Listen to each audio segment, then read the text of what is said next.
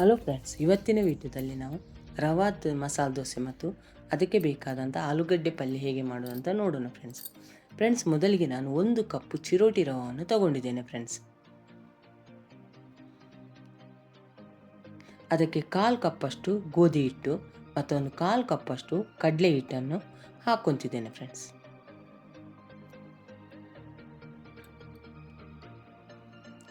ಈಗ ಇದನ್ನು ಡ್ರೈ ಆಗಿ ಒಂದ್ಸಲ ಮಿಕ್ಸಿ ಜಾರ್ನಲ್ಲಿ ಪೌಡ್ರ್ ಮಾಡ್ಕೊಳ್ಳೋಣ ಫ್ರೆಂಡ್ಸ್.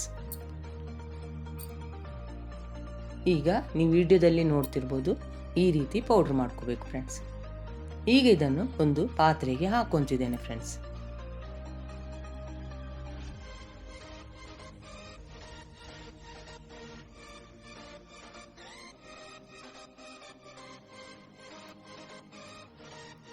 ಈಗ ಇದಕ್ಕೆ ರುಚಿಗೆ ಸ್ವಲ್ಪ ಉಪ್ಪು ಮತ್ತು ಒಂದು ಚಿಟಿಕೆ ಸೋಡಾ ಪುಡಿಯನ್ನು ಕೂಡ ಇಲ್ಲಿ ಸೇರಿಸ್ಕೊತೇನೆ ಫ್ರೆಂಡ್ಸ್.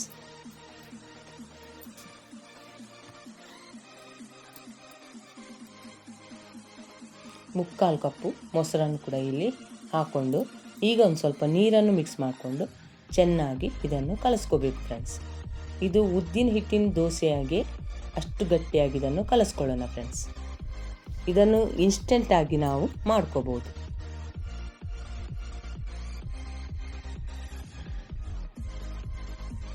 ಈ ರೀತಿ ಚೆನ್ನಾಗಿ ಕಲಿಸ್ಕೊಂಡು ಒಂದು 2 ನಿಮಿಷ ಮುಚ್ಚಳ ಮುಚ್ಚಿ ಇಟ್ಟರೆ ಸಾಕು ಫ್ರೆಂಡ್ಸ್.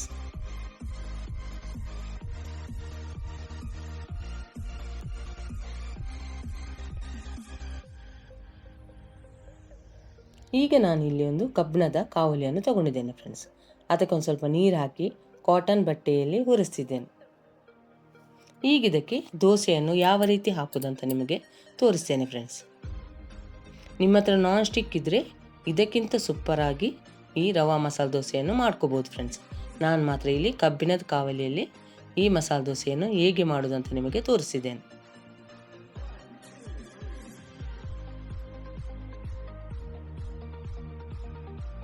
ಈಗ ಇದಕ್ಕೆ ತುಪ್ಪ ಅಥವಾ ಬೆಣ್ಣೆ ನೀವು ಏನು ಬೇಕಾದರೂ ಹಾಕ್ಕೋಬೋದು ಫ್ರೆಂಡ್ಸ್. ನಾನು ಮಾತ್ರ ಇಲ್ಲಿ ಒಂದು ಸ್ವಲ್ಪ ತುಪ್ಪವನ್ನು ಇದಕ್ಕೆ ಹಾಕ್ಕೊತಿದ್ದೇನೆ.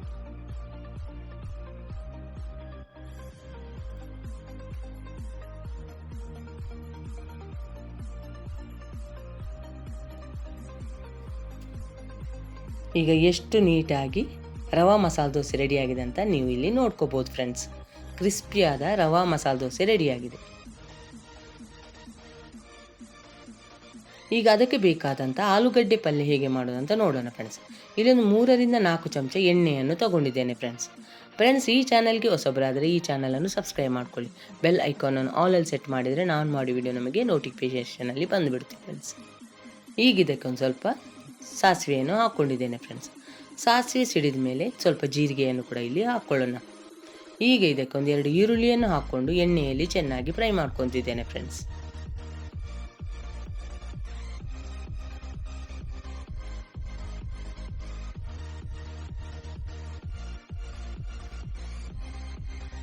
ಈಗ ಇದಕ್ಕೆ 3 ರಿಂದ 4 ಹಸಿಮೆಣಸಿನ್ಕಾಯನ್ನು ಹಾಕ್ಕೊತಿದ್ದೇನೆ ಫ್ರೆಂಡ್ಸ್.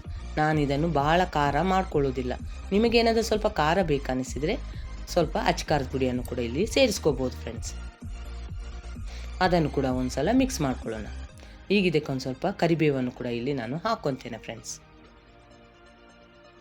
ಅದಕ್ಕೂ ಒಂದು ಚೆನ್ನಾಗಿ ಮಿಕ್ಸ್ ಕೊಟ್ಟು ಒಂದು ಅರ್ಧ ಚಮಚ ಬೆಳ್ಳುಳ್ಳಿ ಶುಂಠಿ ಪೇಸ್ಟನ್ನು ಕೂಡ ಇಲ್ಲಿ ಹಾಕ್ಕೊಳ್ಳೋಣ ಫ್ರೆಂಡ್ಸ್. ಈಗ ಇದನ್ನೆಲ್ಲ ಒಂದು ಸಲ ಚೆನ್ನಾಗಿ ಮಿಕ್ಸ್ ಮಾಡ್ಕೋಬೇಕು ಫ್ರೆಂಡ್ಸ್.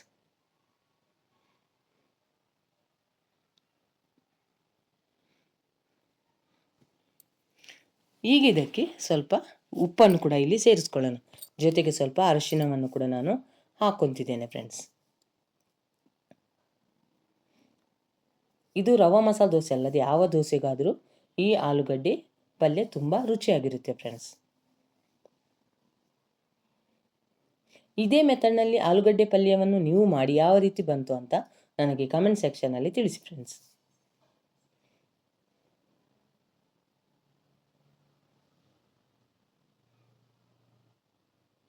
ಈಗ ಇದಕ್ಕೆ ಒಂದು ಟೊಮೆಟೊ ಹಣ್ಣನ್ನು ನಾನು ಇಲ್ಲಿ ಸೇರಿಸ್ಕೊತೇನೆ ಫ್ರೆಂಡ್ಸ್.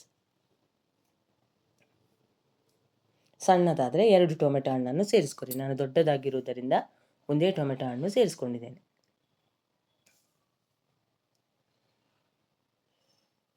ಇದನ್ನು ಎಣ್ಣೆಯಲ್ಲಿ ಮೆತ್ತಗಾಗುವವರೆಗೆ ನಾವು ಇಲ್ಲಿ ಬಾಡಿಸ್ಕೋಬೇಕು ಫ್ರೆಂಡ್ಸ್.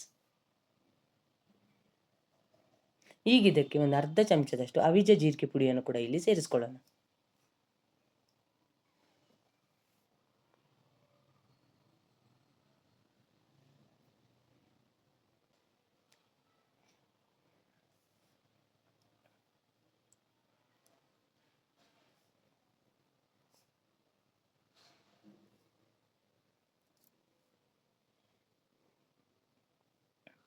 ನೀವು ವಿಡಿಯೋದಲ್ಲಿ ನೋಡ್ತಿರ್ಬೋದು ಫ್ರೆಂಡ್ಸ್, ಎಣ್ಣೆಯಲ್ಲಿಯೇ ಈ ಟೊಮೆಟೊನನ್ನು ಮೆತ್ತಗಾಗಬೇಕು ಫ್ರೆಂಡ್ಸ್. ಅಷ್ಟರವರೆಗೆ ನಾವು ಎಣ್ಣೆಯಲ್ಲಿ ಅದನ್ನು ಫ್ರೈ ಮಾಡ್ಕೋಬೇಕು ಫ್ರೆಂಡ್ಸ್. ಈಗ ಎಣ್ಣೆಯಲ್ಲಿ ಟೊಮೆಟೊ ಹಣ್ಣು ಎಷ್ಟು ಮೆತ್ತಗಾಗಿದೆ ಅಂತ ನೀವು ನೋಡ್ತಿದ್ದೀರಲ್ಲ ಫ್ರೆಂಡ್ಸ್.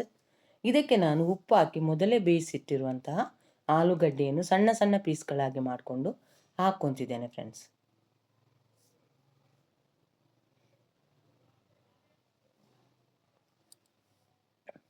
ಈಗ ಇದನ್ನು ನಿಧಾನಕ್ಕೆ ಒಂದ್ಸಲ ಮಿಕ್ಸ್ ಮಾಡ್ಕೊಳ್ಳೋಣ. ಇಲ್ಲಿ ನಮಗೆ ಉಪ್ಪು ಏನಾದರೂ ಕಡಿಮೆ ಅನಿಸಿದರೆ ನಾವಿಲ್ಲಿ ಉಪ್ಪನ್ನು ಹಾಕ್ಕೋಬೇಕು ಫ್ರೆಂಡ್ಸ್.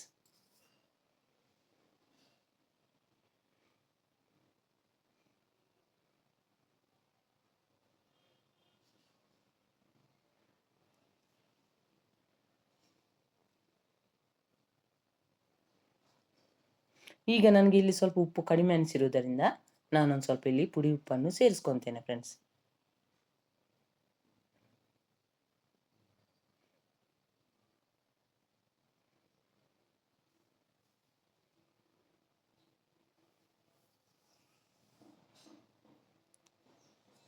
ಈಗ ಇದಕ್ಕೊಂದು ಸ್ವಲ್ಪ ಕೊತ್ತಂಬರಿ ಸೊಪ್ಪನ್ನು ಕೂಡ ಇಲ್ಲಿ ಸೇರಿಸ್ಕೊಳ್ಳೋಣ.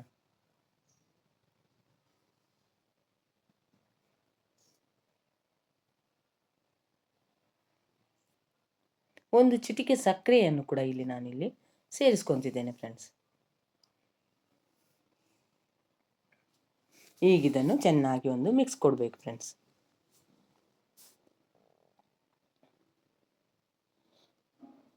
ದೋಸೆಗೆ ಮಾಡೋ ಯಾವುದೇ ಆಲೂಗಡ್ಡೆ ಪಲ್ಯಕ್ಕೂ ನಾವು ಕೊನೆಯಲ್ಲಿ ಒಂದು ಚಿಟಿಕೆ ಸಕ್ಕರೆಯನ್ನು ಸೇರಿಸಿದರೆ ಅದು ಸ್ವಲ್ಪ ರುಚಿ ಇನ್ನೂ ಜಾಸ್ತಿ ಆಗುತ್ತೆ ಫ್ರೆಂಡ್ಸ್.